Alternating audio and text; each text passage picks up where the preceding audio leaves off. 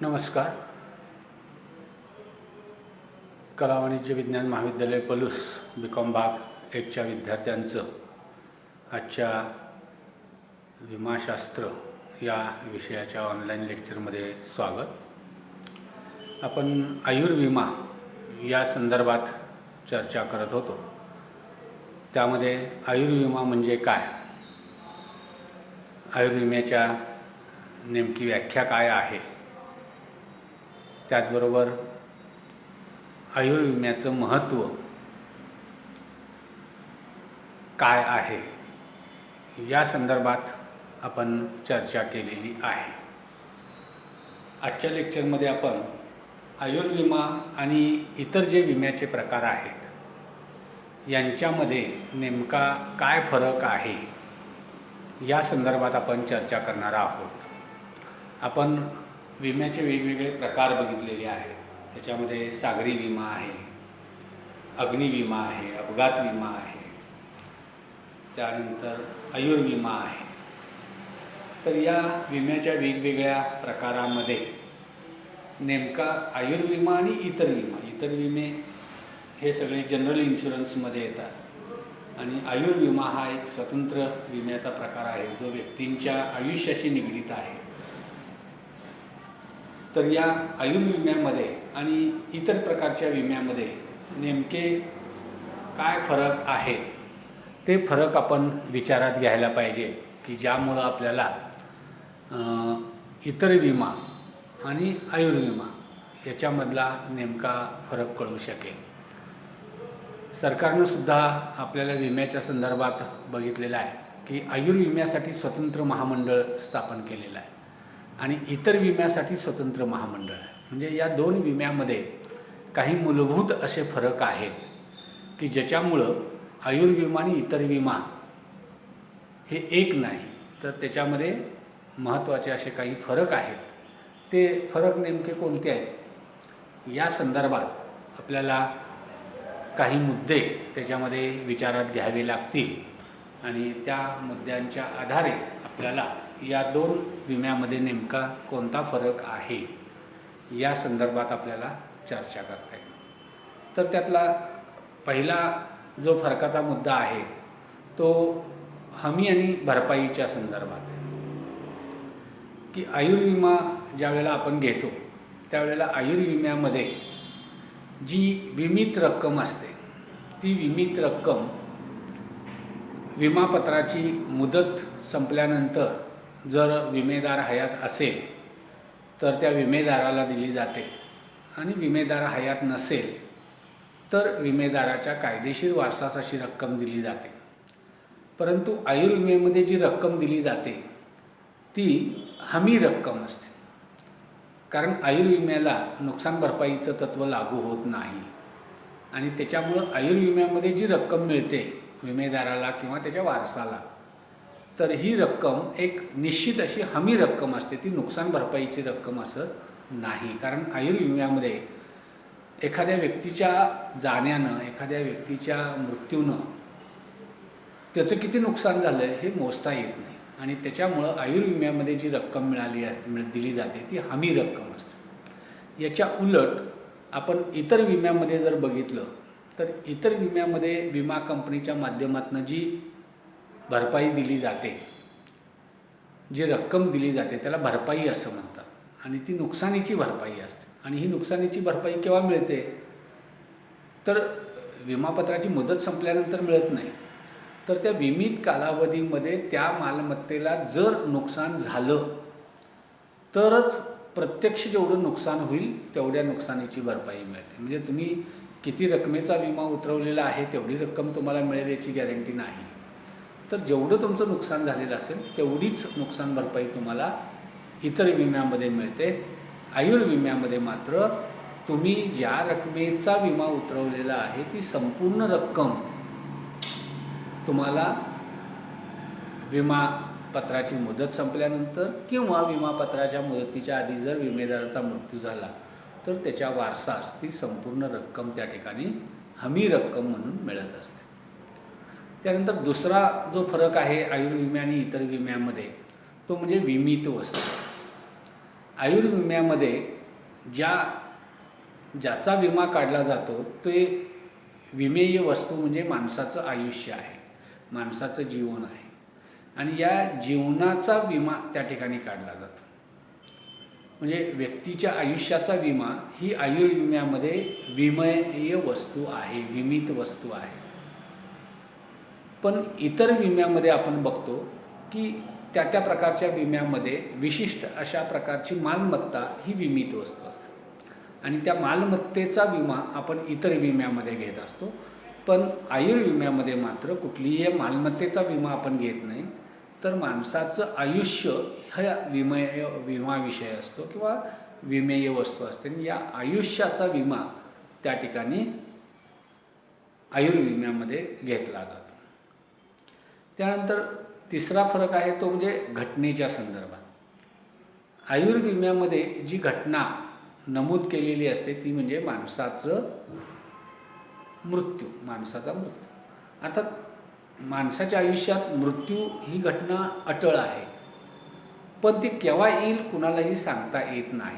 म्हणजे घटना निश्चित आहे पण घटनेची वेळ निश्चित नाही आणि त्यामुळं माणसाच्या आयुष्याचा विमा त्या ठिकाणी घेतला जातो आणि अशा विमापत्राची रक्कम ही विमा पॉलिसीची मुदत संपल्यानंतर किंवा विमा पॉलिसीच्या मुदतीच्या आधी जर विमेदाराचा मृत्यू झाला तर त्याला ह्याच्यामध्ये विमापत्राची रक्कम दिली जाते. अर्थात ही घटना घडली तरच रक्कम दिली जाते असं नाही. आयुर्विम्याच्या बाबतीमध्ये आयुर्विमापत्राची मुदत संपली आणि आयुर्विमाधारकाचा किंवा विमेदाराचा मृत्यू झालेला नसेल तर त्याला त्या ठिकाणी आयुर्विमा रकमेची पूर्ण रक्कम, आयुर्विमापत्रातली पूर्ण रक्कम त्याला मिळते. म्हणजे ती रक्कम मिळणं ही घटना घडणं किंवा न घडणं याच्यावर अवलंबून नाही. पण इतर विम्याच्यामध्ये मात्र निश्चित अशा घटनेचा उल्लेख विमापत्रामध्ये असतो आणि अशी घटना घडली त्या विमेय कालावधीमध्ये विमित वस्तूच्या बाबतीत तरच नुकसान भरपाई मिळणार असं स्पष्ट असतं. पण अशी घटना त्या विमेय कालावधीमध्ये घडेलच असं नाही. घडूही शकेल किंवा घडणारही नाही. घडली घटना तर नुकसान भरपाई मिळेल, जर घटनाच घडली नाही तर तुम्हाला नुकसान भरपाई मिळणार नाही. तुम्ही भरलेला विमा हप्ता तुम्हाला परत मिळणार नाही, तो विमा कंपनीकडंच त्या ठिकाणी राहील. म्हणजे इथं घटना हा महत्त्वाचा भाग आहे की आयुर्विम्यामध्ये व्यक्तीचा मृत्यू ही घटना आहे, ती निश्चित आहे, पण ती केव्हा होईल कुणाला सांगता येत नाही आणि त्यामुळं अशी घटना घडो अथवा न घडो आयुर्विमापत्राची मुदत संपल्यानंतर तुम्हाला पूर्ण रक्कम मिळणार आहे. पण इतर विम्याच्या बाबतीमध्ये जी घटना विमापत्रामध्ये नमूद केलेली आहे ती घटना घडली तरच तुम्हाला नुकसान भरपाई मिळणार आहे. ती घटना घडली नाही तर नुकसान भरपाई मिळणार नाही. त्यानंतर मुदतीच्या बाबतीमध्ये आपण बघतो की आयुर्विम्यामध्ये साधारणपणे कमीत कमी 10 वर्ष किंवा अलीकडच्या काळामध्ये 5 वर्ष आणि जास्तीत जास्त 25 वर्ष, 30 वर्ष किंवा अगदी आजीवन, म्हणजे व्यक्ती जोपर्यंत जिवंत असेल तोपर्यंत ते चालू राहणारं विमापत्र त्या ठिकाणी व्यक्ती काढू शकतो. म्हणजे त्याला मुदत नाही. पण इतर विम्याच्या बाबतीमध्ये जर आपण बघितलं तर तुम्हाला इतर विम्यामध्ये जास्तीत जास्त 1 वर्षाचा विमा घेता येतो किंवा त्याच्यापेक्षा कमी कालावधीसाठी विमा तुम्हाला काढता येतो. अगदी तासाच्या कालावधी अंतरावर किंवा दिवसाच्या कालावधीमध्ये सुद्धा तुम्हाला विमा काढता येतो. उदाहरणार्थ प्रवासी विमा असेल तर तुम्ही ज्या कालावधीमध्ये प्रवास करणार आहात तेवढ्याच कालावधीचा विमा तुम्हाला काढता येतो. मग तो प्रवास 4 तासाचा असेल, 1 दिवसाचा असेल, 2 दिवसाचा असेल. म्हणजे या ठिकाणी मुदत इतर विम्यामध्ये ही जास्तीत जास्त 1 वर्ष असते. कमीत कमी अगदी दिवसाचा सुद्धा तुम्हाला विमा काढता येऊ शकतो. पण आयुर्विम्यामध्ये मात्र आयुष्याचा विमा असल्यामुळं व्यक्ती किती वर्ष जगेल हे कुणालाच माहीत नाही. म्हणून मुदतीच्या बाबतीमध्ये कमीत कमी 10 वर्ष किंवा 5 वर्षाच्या पुढचा विमा त्या ठिकाणी काढला जातो आणि काहींच्या बाबतीमध्ये विम्याची मुदतच त्या ठिकाणी आजीवन हा शब्द असतो. म्हणजे जोपर्यंत ती व्यक्ती जिवंत आहे तोपर्यंत विमापत्र चालूच राहत असतं. त्यानंतर पुढचा जो फरक आहे त्याला आपण उद्देश असं म्हटलेलं आहे, की आयुर्विम्यामध्ये एखाद्या व्यक्ती ज्या वेळेला आयुर्विमा काढत असतो त्यावेळेला त्याच्यासमोर जे उद्देश असतात ते कुठले कुठले असतात, तर साधारणपणे आपल्या भविष्यकाळाची तरतूद असावी, की आत्ता आपण उत्पन्न मिळवतो आहे पण भविष्यकाळामध्ये विशेषतः रिटायरमेंटनंतर आपल्याला उत्पन्नाचं कुठलंही साधन असणार नाही. अशा वेळेला आपले खर्च त्यावेळेला व्यवस्थित करता यावे त्याच्यासाठीची एक तरतूद, किंवा आपल्या मुलामुलींच्या शिक्षणाची, आपल्या मुलामुलींच्या लग्नाची तरतूद, किंवा कदाचित आपल्याबरोबर एखादी दुर्घटना घडलीच तर आपल्या पश्चात आपल्या कुटुंबाचं आर्थिक संरक्षण व्हावं, अशा उद्देशानं आयुर्विमा घेतला जातो. म्हणजे आयुर्विमा घेण्याचे उद्देश हे वेगवेगळे आहेत. म्हणजे संरक्षण तर आहेच, एखादी दुर्घटना घडल्यानंतर आपल्या पाठीमागच्या व्यक्तींचं आर्थिक संरक्षण व्हावं हा तर मुख्य उद्देश आहे, पण त्याचबरोबर भविष्यकाळाची तरतूद, मुलामुलींची लग्नाची तरतूद, किंवा इतर अनेक उद्देश, आजारपणाची तरतूद, असे अनेक उद्देश त्या आयुर्विम्याच्या बाबतीमध्ये असतात. पण इतर विम्याच्या बाबतीमध्ये मात्र एकच उद्देश असतो, तो म्हणजे आपल्या विमित मालमत्तेला किंवा आपल्या मालमत्तेला जर भविष्यात एखाद्या कारणामुळं नुकसान झालंच तर असं नुकसान भरून मिळावं, अशा नुकसानीची भरपाई मिळावी, एवढाच उद्देश इतर विम्यामध्ये असतो. इतर विम्यामध्ये इतर कुठलाही उद्देश असत नाही. केवळ आणि केवळ एखाद्या वस्तूला, आपल्या वस्तूला जर भविष्यात एखाद्या गोष्टीमुळं नुकसान होण्याची शक्यता असेल आणि असं नुकसान झालं तर ती नुकसान भरपाई आपल्याला मिळावी, एवढाच उद्देश इतर विम्यामध्ये आपल्याला असलेला दिसून येतो. त्यानंतर रक्कम भरपाईच्या बाबतीमध्ये आपल्याला विचार करता येईल फरकामध्ये, तो म्हणजे आयुर्विम्यामध्ये जी रक्कम तुम्हाला विमापत्राची मुदत संपल्यानंतर किंवा विमापत्राच्या मुदतीआधी विमेदाराचा मृत्यू झाल्यास विमेदाराच्या वारसाला जी रक्कम मिळणार असते ती हमी रक्कम असते. ती नुकसान भरपाई असत नाही, तर ती एक हमी रक्कम असते. अशी निश्चित अशी रक्कम देण्याचं विमा कंपनीनं मान्य केलेलं असतं आणि अशी रक्कम ही हमी रक्कम म्हणून विमा कंपनी विमेदाराला किंवा त्याच्या वारसाला देत असते. या आयुर्विम्यामध्ये ही भरपाईची रक्कम, भरपाईची म्हणताच येत नाही आपल्याला, ती हमीची रक्कम ही निश्चित असते आणि ती विमापत्रामध्ये नमूद केलेली असते.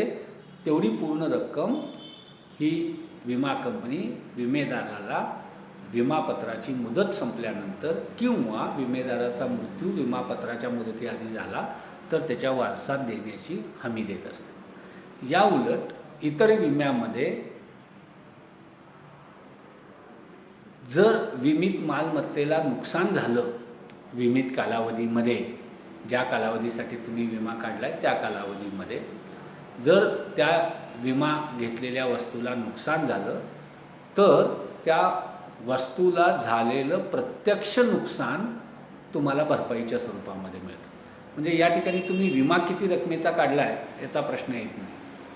तर विमा तुम्ही कितीही रकमेचा काढलेला असेल तर त्याच्यामध्ये तुमच्या मालमत्तेला जी प्रत्यक्ष नुकसान झालेलं आहे तेवढीच रक्कम तुम्हाला भरपाई म्हणून मिळू शकेल. उदाहरणार्थ तुम्ही समजा 1,00,000 रुपयेचा विमा काढलेला आहे एखाद्या वस्तूचा, आपण गाडीचं उदाहरण घेऊ, आणि समजा गाडीचा ॲक्सिडेंट झाला आणि गाडीचं एक 50,000 रुपयेचं नुकसान झालं, तर या ठिकाणी तुम्हाला विमा 1,00,000चा आहे म्हणून नुकसान भरपाई 1,00,000 मिळणार नाही, तर ही नुकसान भरपाई प्रत्यक्ष जेवढी झालेली आहे म्हणजे 50,000 रुपये, तर तेवढीच तुम्हाला नुकसान भरपाई मिळेल, रकमेची भरपाई मिळेल. 1,00,000चा विमा आहे म्हणून 1,00,000ची नुकसान भरपाई मिळणार नाही. आयुर्विम्यामध्ये मात्र विमापत्रात तुम्ही जी रक्कम घेतलेली असेल ती संपूर्ण रक्कम एक हमी रक्कम म्हणून विमा कंपनी तुम्हाला देत असते. त्यानंतर विमेय हिताच्या बाबतीमध्ये आपल्याला या दोन्हीमध्ये फरक असलेला दिसतो.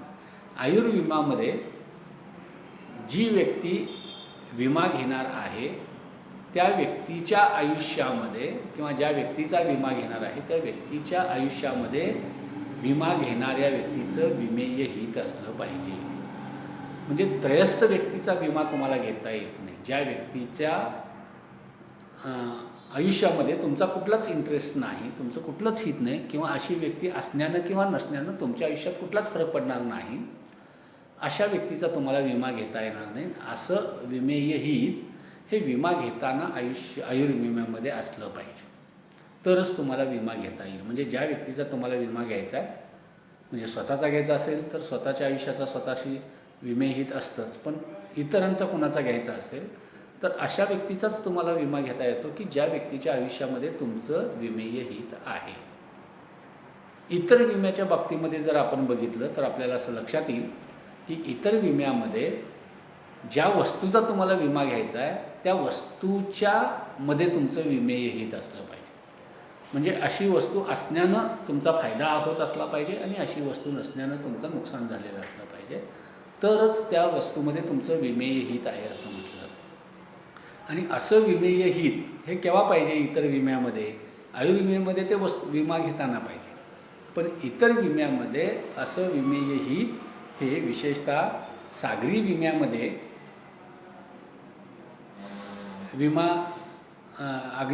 सागरी विम्यामध्ये तुम्हाला नुकसान भरपाईच्या वेळेला असं विमेय हित असलं पाहिजे. सागरी विम्यामध्ये तुम्हाला विमा घेताना विमेय हित असलंच पाहिजे असं नाही. नंतर आपण सागरी विम्याच्या वेळेला ती चर्चा करणार आहोत. पण नुकसान भरपाईच्या वेळेला मात्र सागरी विम्यामध्ये तुमचं त्या वस्तूमध्ये विमेय हित असायला लागतं. आणि इतर जे विमा प्रकार आहेत, म्हणजे अग्निविमा आहे, अपघात विमा आहे, तर या विम्यामध्ये विमा घेतानाही तुमचं विमेय हित त्या वस्तूमध्ये असलं पाहिजे. आणि त्याचबरोबर प्रत्यक्ष नुकसान भरपाईच्या वेळेला सुद्धा तुमचं विमेय हित त्या वस्तूमध्ये असलं पाहिजे, तरच तुम्हाला नुकसान भरपाई मिळू शकते. हे इतर विम्याच्या बाबतीमध्ये आपल्याला सांगता येऊ शकतं. त्यानंतर गुंतवणूक आणि संरक्षण याच्या बाबतीमध्ये सुद्धा आपल्याला फरक असलेला दिसून येतो आयुर्विमा आणि इतर विम्यामध्ये.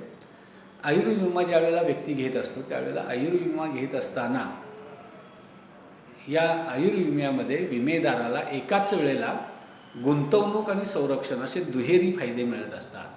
म्हणजे आयुर्विम्यामध्ये विमेदार विमा हप्त्याच्या रूपानं जी रक्कम आयुर्विमा कंपनीकडं दर महिन्याला किंवा 3 महिन्याला, 6 महिन्याला, वर्षाला त्या विमापत्राची मुदत संपेपर्यंत भरत असतो, ती रक्कम त्याला विमापत्राची मुदत संपल्यानंतर व्याजासह परत मिळत असते.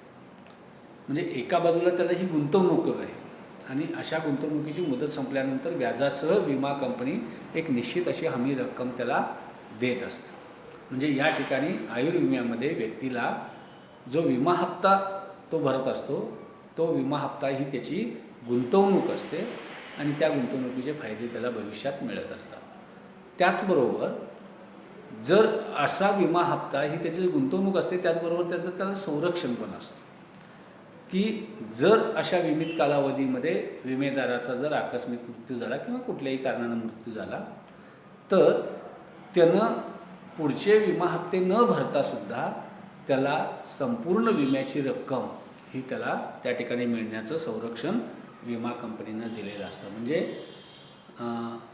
एक निश्चित अशी भरपाईची तर संरक्षण त्या विमा ह्याच्यामध्ये असतं, पण त्याचबरोबर त्यानं भरलेले विमे हप्तेसुद्धा त्याला माघारी मिळतात. गुंतवणूक म्हणून त्याला ते माघारी मिळतात. जर त्याचा मृत्यू नाही झाला तर संपूर्ण भरलेली रक्कम त्याला व्याजासह माघारी मिळते. पण जर कदाचित त्याचा मृत्यू झाला तर त्यानं रक्कम न भरता येईल, पुढचे हप्ते न भरता येईल, त्याला संपूर्ण रक्कम एक आर्थिक संरक्षण म्हणून त्या ठिकाणी आयुर्विम्यामध्ये मिळत असते. इतर विम्यामध्ये मात्र गुंतवणुकीचा प्रश्न येत नाही. इतर विम्यामध्ये फक्त संरक्षण मिळतं आणि तेही संरक्षण कशाचं मिळतं तर नुकसान झाल्यास नुकसानीच्या भरपाईचं संरक्षण मिळतं. म्हणजे त्या विमित काळामध्ये त्या वस्तूला जर नुकसान झालंच नाही तर भरपाईचा प्रश्न असत नाही, संरक्षणाचा प्रश्न असत नाही. पण जर संरक्षण नुकसान झालंच, हानी झालीच विमित वस्तूची, तर त्या वस्तूच्या हानीमुळं जे आर्थिक नुकसान झालेलं आहे ते आर्थिक नुकसान मात्र प्रत्यक्ष जेवढं होईल तेवढं भरून द्यायची संरक्षण विम्यामध्ये असतं. गुंतवणुकीचा मात्र कुठलाही प्रश्न येत नाही. अशा विम्यामध्ये दिलेला विमा हप्ता जर त्या ठिकाणी त्या विमित वस्तूला कुठलाही धोका निर्माण झाला नाही, हानी पोचली नाही, तर तो विमा कंपनीकडे जप्त होतो, तुम्हाला परत मिळत नाही. त्यानंतर पुढचा फरक आहे तो म्हणजे विमा हप्ता निश्चिती, की आयुर्विम्यामध्ये विम्याचा हप्ता कसा ठरवला जातो. तर साधारणपणे आयुर्विम्यामध्ये 3 गोष्टी विचारात घेतल्या जातात. एक म्हणजे विमेदाराचं वय काय आहे. विमेदाराचं वय जेवढं जास्त तेवढा विमा हप्ता जास्त, विमेदाराचं वय जेवढं कमी तेवढा विमा हप्ता कमी. दुसरा मुद्दा त्याच्यामध्ये विमा हप्ता ठरवताना विचारात घेतला जातो म्हणजे विम्याची रक्कम किती आहे. आयुर्विम्यामध्ये विमेदार किती रकमेचा विमा उतरवणार आहे, विमापत्रावर किती रक्कम लिहिली जाणार आहे, त्या रकमेवर तो हप्ता असतो. रक्कम जास्त हप्ता जास्त, रक्कम कमी हप्ता कमी. आणि तिसरा घटक असतो तो म्हणजे मुदत किती आहे, की आयुर्विम्यामध्ये जर मुदत जास्त असेल तर हप्ता कमी राहतो, मुदत कमी असेल तर हप्ता जास्त. तर या 3 बाबींचा विचार करून आयुर्विम्यामध्ये एखाद्या विमापत्राचा हप्ता निश्चित केला जातो. विमेदाराचं वय काय आहे, विमेदाराची उत्पन्न मिळवण्याची पात्रता पण त्याच्यामध्ये आहे, पण त्याच्यापेक्षा विमेदाराचं रक्कम किती आहे विमापत्राची, कारण विमापत्राची रक्कम ही विमेदाराच्या उत्पन्न मिळवण्याच्या क्षमतेवरच ठरवली जाते. आणि विमापत्राची मुदत काय आहे, या 3 बाबी आयुर्विम्यामध्ये विमा हप्ता विचारात घेताना किंवा निश्चित करताना विचारात घेतल्या जातात. या उलट इतर विम्यामध्ये ज्या मालमत्तेची आपल्याला विमा उतरवायचा आहे त्या मालमत्तेची किंमत किती आहे, त्या मालमत्तेमध्ये जोखीम किती आहे, नुकसानीची शक्यता किती आहे, त्या मालमत्तेमध्ये जोखीम काय आहे आणि मालमत्तेमध्ये नुकसानीची शक्यता किती आहे, या बाबींचा विचार करून त्या ठिकाणी विमा हप्ता निश्चित केला जातो. तर हा सुद्धा एक फरक त्याच्यामध्ये सांगते. त्यानंतर वैद्यकीय परीक्षेच्या बाबतीमध्ये आयुर्विम्यामध्ये सर्वच प्रकारच्या आयुर्विम्याला काय वैद्यकीय परीक्षेची गरज असत नाही, परंतु एखाद्या विशिष्ट वयानंतर जर तुम्ही विमा घेणार असाल आणि एखाद्या विशिष्ट रकमेपेक्षा जास्त किमतीचा तुम्ही जर विमा घेणार असाल तर मात्र तुम्हाला वैद्यकीय परीक्षा द्यावी लागते आणि वैद्यकीय अहवाल विमा कंपनीला सादर करावा लागतो आयुर्विम्यामध्ये. पण इतर विम्यामध्ये मात्र वैद्यकीय परीक्षेचा काय संबंध असत नाही. तर ज्या मालमत्तेचा तुम्ही विमा घेणार असाल त्या मालमत्तेची प्रत्यक्ष पाहणी त्या ठिकाणी केली जाते आणि त्यानुसार तुम्हाला त्या मालमत्तेचा विमा त्या ठिकाणी घेता येतो. त्याचबरोबर विमापत्राची रक्कम हा सुद्धा एक महत्त्वाचा भाग आहे, की आयुर्विम्यामध्ये किती रकमेचा तुम्हाला विमा घेता येतो. तर आयुर्विम्यामध्ये आपल्याला हमी रक्कम मिळते. व्यक्तीच्या आयुष्याची तर किंमत आपल्याला करताच येत नाही, त्यामुळं नेमक्या किती रकमेचा विमा घ्यावा हे आपण त्या ठिकाणी कुणीही त्याच्यावर मर्यादा घालू शकत नाही. मग ही रक्कम कशी ठरवली जाते, किती रकमेचा एखाद्या व्यक्तीला विमा घेता येईल, तर त्याच्यामध्ये त्या व्यक्तीची पात्रता काय आहे, त्या व्यक्तीची प्राप्ती काय आहे, त्या व्यक्तीचं उत्पन्न काय आहे, या बाबीवर ती व्यक्ती त्या विमापत्राचे हप्ते भरू शकेल की नाही ही क्षमता विचारात घेतली जाते आणि त्यानुसार आयुर्विम्यामध्ये तुम्हाला विमापत्राची रक्कम निश्चित केली जाते. म्हणजे आयुर्विमामध्ये विमापत्राची रक्कम निश्चित करत असताना त्या विमेदाराची उत्पन्न क्षमता काय आहे, प्राप्ती क्षमता काय आहे, त्याच्यावरती रक्कम निश्चित होते. प्राप्ती क्षमता जास्त असेल तर जास्त रकमेचा तुम्ही विमा घेऊ शकता. प्राप्ती रक्कम जर तुमची जास्त नसेल तर तुम्ही कोट्यावधीचा विमा जर घेतला तर निश्चित आहे तुम्हाला त्या विम्याचे हप्ते भरता येणार नाहीत, त्यामुळे त्याचा काही उपयोग होणार नाही. तर अशा वेळेला त्याची विमा रक्कम निश्चित करत असताना त्याचं उत्पन्न क्षमता किती आहे ती विचारात घेतली जाते आणि त्यानुसार विम्याची रक्कम ठरवली जाते. इतर विम्यामध्ये जर आपण बघितलं तर मालमत्तेच्या किमतीच्या मर्यादेत विमा रक्कम घेता येते. म्हणजे एखाद्या विमापत्राच्या बाबतीमध्ये इतर विम्यामध्ये ज्या वस्तूचा तुम्ही विमा उतरवणार आहे त्या वस्तूची प्रत्यक्ष बाजारातील किंमत काय आहे किंवा मूळ किंमत काय आहे त्या किमतीवर तुम्हाला तो विमा उतरवला जाईल.